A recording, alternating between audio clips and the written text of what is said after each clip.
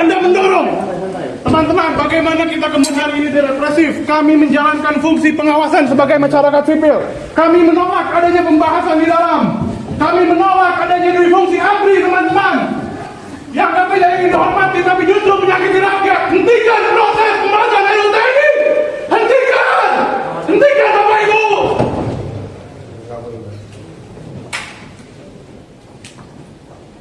Kami minta agar dihentikan karena proses yang dilakukan secara diam-diam dan tertutup. Hentikan prosesnya! Dari Koalisi Reformasi Sektor Keamanan, pemerhati di bidang pertahanan, kami menuntut agar proses pembahasan revisi Undang-Undang TNI dihentikan. Panitia Kerja, Panja, Komisi I DPR RI dengan pemerintah yang membahas revisi Undang-Undang RUU TNI di Hotel Fairmont, Jakarta Pusat, digeruduk oleh sekelompok orang yang mengatasnamakan diri sebagai Koalisi Reformasi Sektor Keamanan.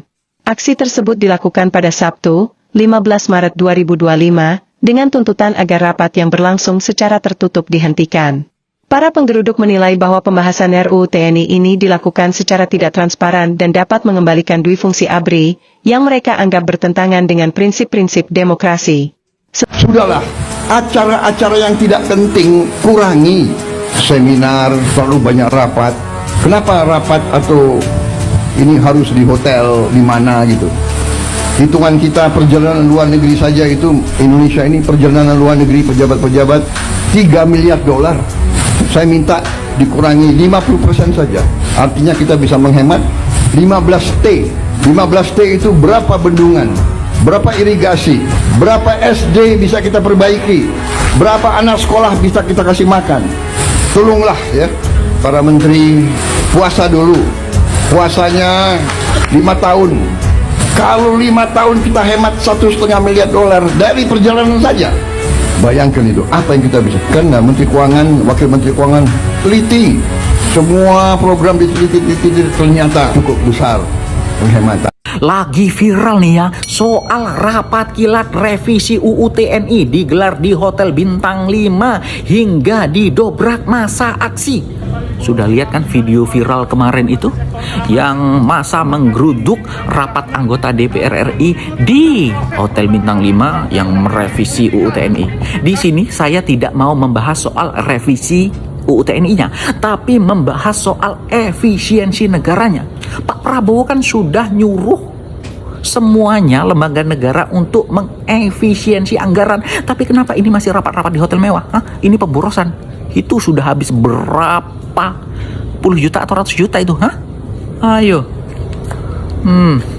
Ini juga tidak hanya dilakukan oleh anggota DPR RI saja, tapi DPRD provinsi, DPRD kabupaten, juga pemerintah kabupaten, pemerintah provinsi, pemerintah pusat, rata-rata kalau rapat masih di hotel, padahal mereka sudah punya gedung sendiri, Pak Bu. Pak Prabowo, tolong yang begini-begini ini ditertibkan, dibuatkan aturan bahwasanya seluruh lembaga negara, seluruh pemerintah itu tidak boleh rapat di luar kantor, tidak boleh rapat di hotel, rapatnya di kantor saja. Kantornya besar, banyak kursinya, aulanya banyak, kenapa nggak dipakai? Nggak usahlah rapat-rapat di hotel, di luar, di restoran, menghabiskan anggaran. Katanya efisiensi, tapi kalau buat pejabat-pejabat ini kok nggak efisiensi, bos? Pak Prabowo, sebagai rakyat saya memohon, buatkan aturan dan undang-undang kalau rapat para pejabat tidak boleh lagi di hotel atau restoran atau di luar atau di aula atau apa, harus di kantornya sendiri. Hemat anggaran, hemat. Rakyat aja disuruh hemat, pejabatnya nggak hemat. Kor-kornya sih efisiensi, tapi rapat RUU TNI sama DPR RI itu di tempat-tempat tersembunyi. Maksudnya pemerintah udah gitu loh, konyol-konyolnya udah, fokus aja ngurusin masyarakat. Udah jangan dicampuri nih antar TNI sama sipil. Orang demokrasi aja yang sekarang aja masih pada amburadul. Masyarakat yang ini sama yang ini aja masih suka baku hantam. Udah bikin dulu dewasa pola pikirnya, biar nggak tiap kritik pemerintah dibilang anak abah lah, inilah, itulah, dan segala macam. Kalau support pemerintah dibilang warga 58 lah. Ini masih sama-sama sipil nih. Lantar kalau jadi nih sipil militer. Wah.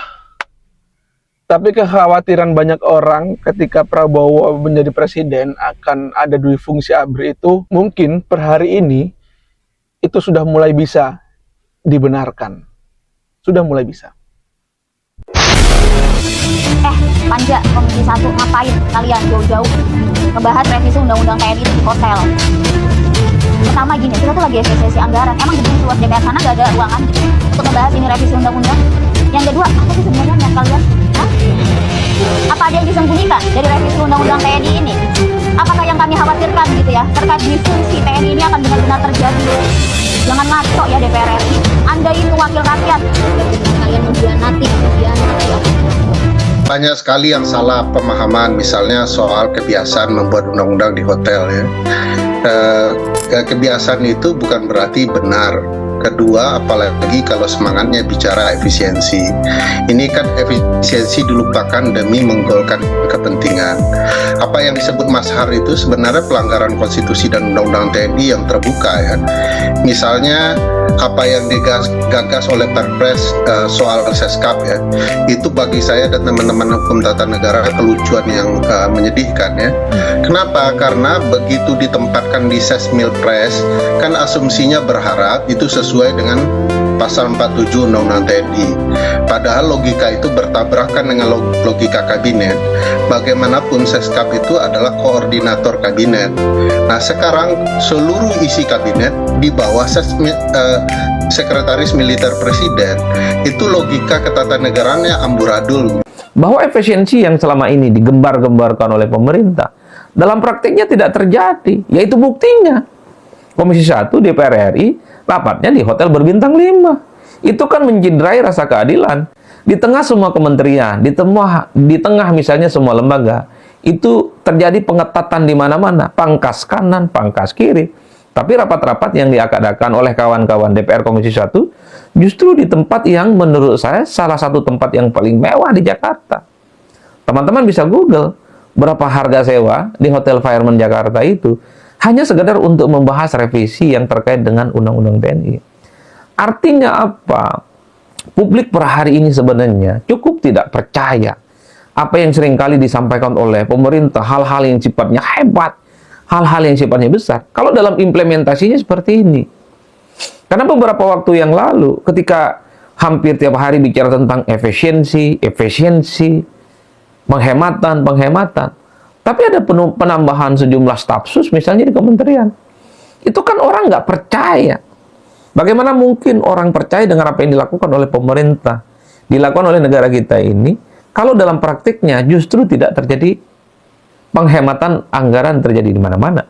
Jadi wajar kalau kemudian aksi protes yang dilakukan oleh kawan-kawan Kontras, yang dilakukan oleh aliansi masyarakat sipil, ini kan mengkonfirmasi bahwa sebenarnya persoalan efisiensi itu hanya basa-basi semata.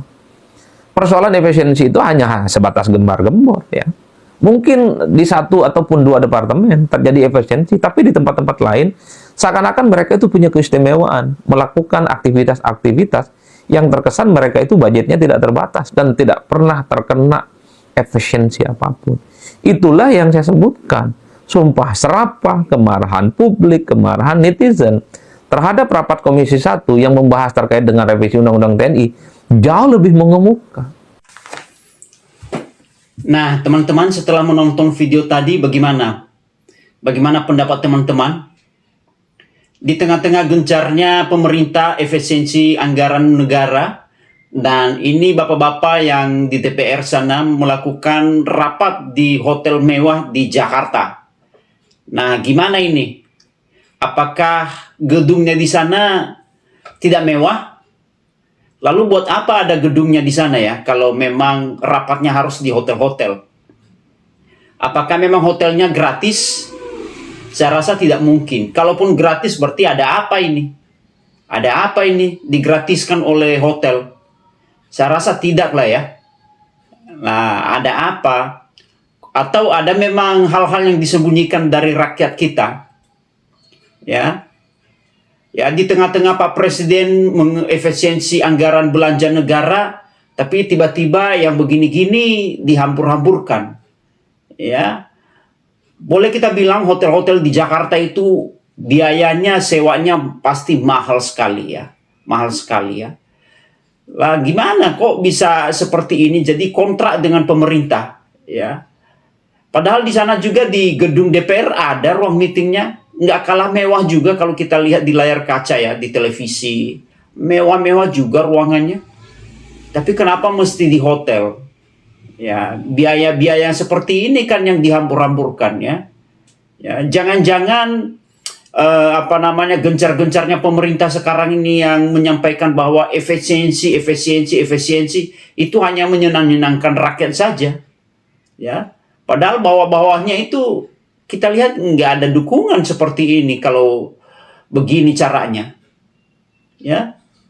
Apa gunanya gedung DPR di sana? Ya, nggak usah ada gedung lah. Di hotel-hotel aja sekalian. Aduh, gimana ini bapak-bapak yang di sana ini ya. Ya, efisiensi negara, efisiensi belanja, segala macam lah. Tapi ini ya hambur-hamburin, ya ada apa? Ya harusnya jangan dilakukan seperti itu ya, di efisiensi biaya-biaya apa yang tidak perlu. Ya dilakukan saja di gedung DPR sana itu. Ya biaya-biaya itu kan bisa untuk ditambahkan untuk biaya untuk MBG atau untuk orang-orang yang memang masih membutuhkan. Ya, atau untuk biaya selanjutnya atau rapat-rapat lainnya ya. Nggak harus seperti itu. Kalau begini jadinya kan di mata rakyat yang seperti kita-kita ini yang nggak tahu sebenarnya apa yang di atas sana, tapi yang kita tahu kulit-kulitnya yang seperti ini ya. Ya kita memberikan asumsi masing-masing. Ya mungkin ada sebagian yang setuju dan banyak juga yang tidak setuju ya. Terbukti dilabrak oleh sebagian dari LSM itu tadi ya. Ada apa? Ya. Pertanda bahwa sebagian dari LSM itu tidak setuju kenapa harus di hotel. Ya. Kenapa ada apa disembunyiin? Ada apa kenapa harus di hotel? Ya, gedung sana juga sama. Hasilnya juga nanti sama. Ya. Jadi kalau begini-gini ya akhirnya kepercayaan publik kepada penegak-penegak hukum, pembuat undang-undang segala macam ya kurang percayalah. Ya.